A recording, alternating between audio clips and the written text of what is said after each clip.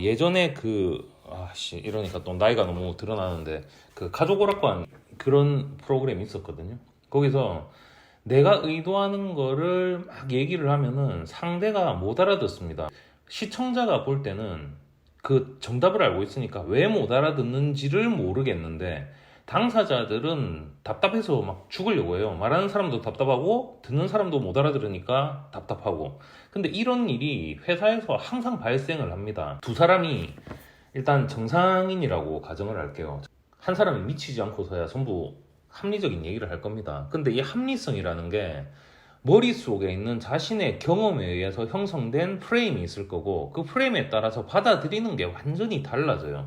그러다 보니까 이 사람은 A라고 얘기하는데 이 사람은 어라고 해석하는 경우가 굉장히 많을 수 있다라는 거죠. 그래서 이런 커뮤니케이션을, 이런 상황을 방지하기 위해서 조금은 과도한 커뮤니케이션이 필요하다. 두 가지 측면에서 있을 것 같아요. 효과적인 커뮤니케이션이 돼야 될 거고요. 효과적이라는 거는 내가 전달할 내용을 잘 전달할 수 있는가가 효과성에 대한 얘기고, 그 다음에 효율적인 커뮤니케이션이 돼야 될 겁니다.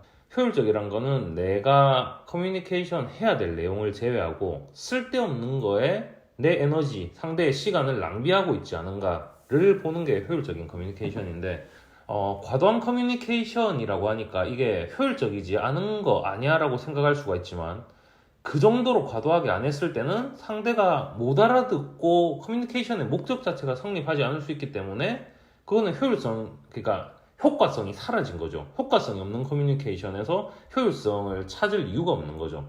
그래서 제가 얘기하는 이 과도한 커뮤니케이션은 비효율적으로 계속 중언부언하라는 얘기가 아니라 효과가 있을 때까지는 조금 과도하게 해야 될 필요가 있다라는 얘기를 하는 겁니다. 그래서 이거를 어떻게 하면 효과적이고 효율적이게 하냐에 대해서는 제가 다른 영상에서 시각화나 구조화 같은 걸로 한번 다뤄볼 기회가 있으면 좋을 것 같고요. 오늘 제가 할 얘기는 과도한 커뮤니케이션이 필요한 이유에 대해서 조금 얘기를 해볼까 합니다. 서로 이제 프레임이 다르다는 얘기를 조금 더 확장해서 얘기를 해보면요. 보통 업무 지시를 책임자가 업무 담당자에게 어떤 업무를 지시하거나 요청하거나 부탁하는 경우가 생기겠죠.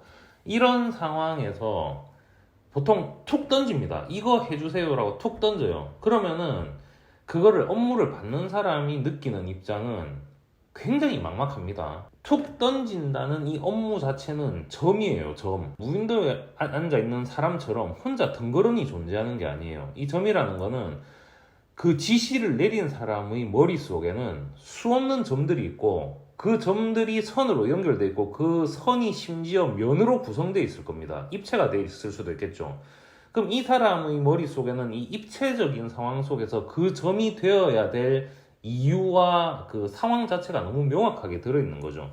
근데 업무 지시를 듣는 사람 입장에서는 점 하나가 떨어졌을 뿐이에요. 그러니까 이 사람은 그거를 이해를 할 수가 없는 거죠. 제가 얘기한 지시하는 사람의 머릿속에 있는 이 입체, 이거를 컨텍스트라고 하죠. 근데 이 컨텍스트가 지시하는 사람의 머릿속에서 있을 수 있는 이유는 뭐냐면, 정보가 일단 자기한테 들어온 정보가 더 많아요. 더 많고 고급 정보가 많습니다. 더 민감하거나 더 필요한 민감한 정보들이 많을 거고요.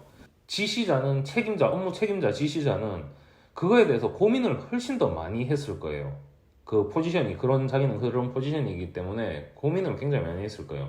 그러다 보니 이 사람은 컨텍스트가 입체적으로 형성이 돼서 그 중에 이 점이 되면은 어떤 효과가 있을 것 같아가 분명한 상태에서 점을 툭 던지죠. 근데 업무를 받는 사람은 그게 아니라는 겁니다. 제가 얘기하는 이 과도함이라는 건 내 머릿속에 어떤 입체가 있는지에 대한 과도한 커뮤니케이션입니다. 이 점들이 어디서 나오게 됐으며, 이 점들을 연결해 봤더니 어떤 선이 됐고, 이 선을 연결해 봤더니 어떤 면이 되고, 이게 어떤 입체가 됐고, 이런 입체가 됐을 때 우리에게 이게 어떤 의미가 있는지, 그 다음에 이 의미가 있기 때문에 이 점이 그 안에서 어떤 역할을 하는지, 말 그대로 이게 컨텍스트고 백그라운드에 대한 얘기입니다. 그래서 이거에 대한 공유가 없이 뭔가 업무를 툭 던지면 이 업무를 받은 사람은 굉장히 단편적으로 생각할 수밖에 없고, 이 사람은 당연히 단위 업무를 하느라 전체적인 고민을 할 시간이 없을 뿐더러 정보 자체가 제한적이기 때문에 그런 전체 그림을 그리기는 쉽지 않을 수 있어요. 그래서 그거에 대해서 책임자, 이 지시자 책임자가 그 생각을 했던 과정들, 그 전체의 그림을 알려주는 거, 보여주는 게 굉장히 중요하다. 그렇게 해야 업무 담당자가 그걸 이해하고 그 방향에 따라서 이 점을 처리할 수 있게 될 겁니다. 그래서 스티브 잡스도 커넥팅 다츠라는 얘기를 하면서 커넥팅 다츠의 전제는 딱 그거였잖아요. 그런 걸 의도하진 않았지만 여러 가지 것들을 경험했더니 결국 바텀업으로 뭔가가 모여서 올라왔다는 얘기고, 그 경험을 조합하는 데는 시간, 세월이 필요했다. 그러면 결국은 이 업무 책임자가 생각하는 그 시간이 필요했다. 그래야 이 바텀업에서 점들이 모여서 뭔가 통찰로 나올 거거든요. 그럼 이제 단연무자가 그 시간과 어떤 경험이 필요한 그 통찰을 한 번에 이 사람이 알 수는 없다라는 얘기죠. 그래서 그거에 대해서 과도하게 커뮤니케이션하고 과도하게 이해시켜주는 과정이 반드시 필요하다.